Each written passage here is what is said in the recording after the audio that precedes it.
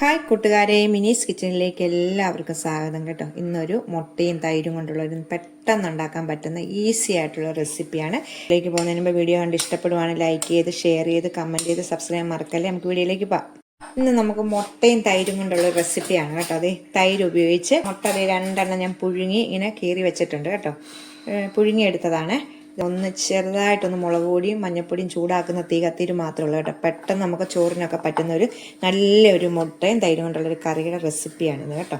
അതിനായിട്ട് ഞാൻ ആദ്യമേ ഒരു പാത്രം എടുത്ത് വെച്ചിട്ടുണ്ട്. അതിലേക്ക് 1 കപ്പ് തൈരാണ് ഇടുന്നത് കേട്ടോ. അത് നമുക്കൊന്ന് ചെറുതായിട്ടൊന്ന് ഉടച്ച്, ഒത്തിരി ഉടയ്ക്കേണ്ട, ചെറുതായിട്ടൊന്ന് ഉടച്ചു കൊടുക്കാവേ. ഒത്തിരി അങ്ങ് വെള്ളം പോലെ ആകല്ലേ. കട്ട തൈര് എടുക്കണം ഇതിന് കേട്ടോ. നല്ലോണം അങ്ങനെ ഒന്ന് ഉടച്ചു കൊടുക്കുക. ഇപ്പം ഞാൻ ഉടച്ചെടുത്തിട്ടുണ്ട്. ഇനി നമുക്കിതിലേക്ക് വേണ്ടത് ഒരു മീഡിയം സൈസ് സബോള എടുത്തിട്ടുണ്ട്, ഒരു 6 വെളുത്തുള്ളി ചെറുതായിട്ട് അരിഞ്ഞുണ്ട്, 2 പച്ചമുളക്. അപ്പോൾ ആദ്യം നമുക്ക് പച്ചമുളക് ഇടാവേ ഇതിലേക്ക്. തൈരിലേക്കാണ് നമ്മൾ ഇടുന്നത്. വെളുത്തുള്ളി ഇട്ടു, 6 എണ്ണം ചെറുതായിട്ട് അരിഞ്ഞത്, കുരുകുരാന്ന് അരിയണം കേട്ടോ. പിന്നെ മീഡിയം സൈസ് ഒരു സബോള. നമുക്ക് മല്ലിയില ഉണ്ടെങ്കിൽ മല്ലിയില ഇടാം, ഇല്ലെങ്കിൽ കരിയാപ്പില ഇടാം. ഞാൻ കരിയാപ്പിലയാണ് ഇടുന്നത്. ഇച്ചിരി കരിയാപ്പില ഇട്ടു. ഇനി നമുക്ക് ആവശ്യത്തിനുള്ള ഉപ്പിടാം. ഇതിന് ആവശ്യമുള്ള അത്ര ഉപ്പിടാം. ഒന്ന് മിക്സ് ചെയ്യാം. നല്ലോണം ഒന്ന് മിക്സ് ചെയ്യാം. വെളുത്തുള്ളിയും പച്ചമുളകും എല്ലാം നമുക്ക് തൈരിലേക്ക് നല്ലോണം ഒന്ന് യോജിപ്പിച്ച് കൊടുക്കണേ. സമയം നമ്മൾ ഉപ്പുണ്ടോ എന്ന് നോക്കണം കേട്ടോ. ഞാൻ നോക്കിയപ്പോൾ ഇച്ചിരി ഉപ്പ് കുറവാണ്. ഞാൻ സ്വല്പം ഉപ്പുകൂടി ഇതിനകത്ത് ഇട്ടിട്ടുണ്ട്. എന്നിട്ട് നമുക്കിത് നല്ല മിക്സ് ചെയ്യാവേ. നമുക്ക് പുഴുങ്ങി വെച്ചേക്കുന്ന മുട്ട, കീറിയ മുട്ട ഇതിലേക്ക് ഇടാം. അപ്പം അത് വേണ്ട, ഞാൻ തൈരിലേക്ക് ഇട്ടിട്ടുണ്ട്, 4 മുട്ട ഇട്ടിട്ടുണ്ട്. ഇനി ഒന്ന് ഇച്ചിരി വെജിറ്റബിൾ ഓയിൽ ചൂടാക്കി അതിലേക്ക് ഇച്ചിരി മുളക് പൊടി, കാശ്മീരി മുളക് പൊടി, മഞ്ഞൾപ്പൊടിയും ചൂടാക്കി ചെറുതായിട്ട് ചൂടാക്കി പെട്ടെന്ന് നമുക്ക് ഇതിലേക്ക് ഒഴിക്കണം, ചൂടോടുകൂടി തന്നെ. ഞാൻ ഈ കടുക് പൊട്ടിക്കുന്ന പോലത്തെ പാത്രമാണ് വെച്ചിരിക്കുന്നത് കേട്ടോ. ഇതിൻ്റെ ആവശ്യമുള്ളൂ. ഇത് ചെറുതായിട്ട് നമുക്ക് ഇച്ചിരി ഇതിനകത്തൊരു 1 ടീസ്പൂണ് ഓയിൽ, വെജിറ്റബിൾ ഓയിലാണ് ഒഴിക്കുന്നത്.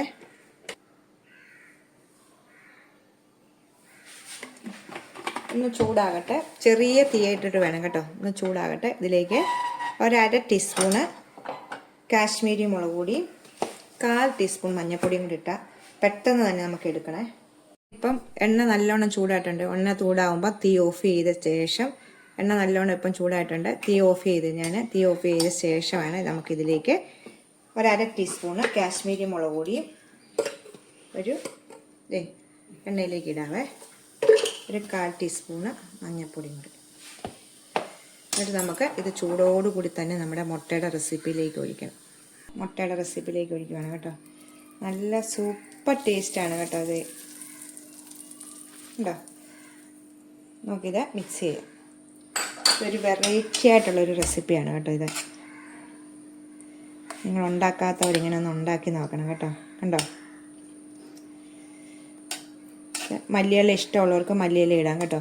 മല്ലിയില ഇട്ട് കരിയാപ്പില ഇട്ടാലും കുഴപ്പമില്ല. ഞാനിപ്പോൾ മല്ലിയില ഇട്ടില്ല. മല്ലിയില ഇടുമ്പോൾ ഒന്നുകൂടെ ഒന്ന് ടേസ്റ്റ് കൂടും കേട്ടോ. ഇപ്പോൾ ഉപ്പുണ്ടെന്നൊക്കെ നോക്കണം കേട്ടോ. ഇത് ഇങ്ങനെ ഒരു മുട്ടയും ചോറിന് നല്ലതാണ്. എനിക്ക് തൈര് ഒത്തിരി പുളിയില്ലാത്ത തൈരാണിത്. ഒത്തിരി പുളിയുള്ള തൈര് എടുക്കല്ലോ കേട്ടോ. നല്ല സൂപ്പർ ടേസ്റ്റ് ആയിട്ടുള്ളൊരു കറിയുടെ റെസിപ്പിയാണ്. നമ്മൾ എണ്ണയെല്ലാം ഒഴിച്ച ശേഷം ലാസ്റ്റ് നമ്മൾ ചെയ്യുന്നത് ഒരു ടീസ്പൂൺ തേങ്ങ കേട്ടോ. തേങ്ങാപ്പീര ഇഷ്ടമുള്ളവരിടുക, നല്ലൊരു ടേസ്റ്റാണ്.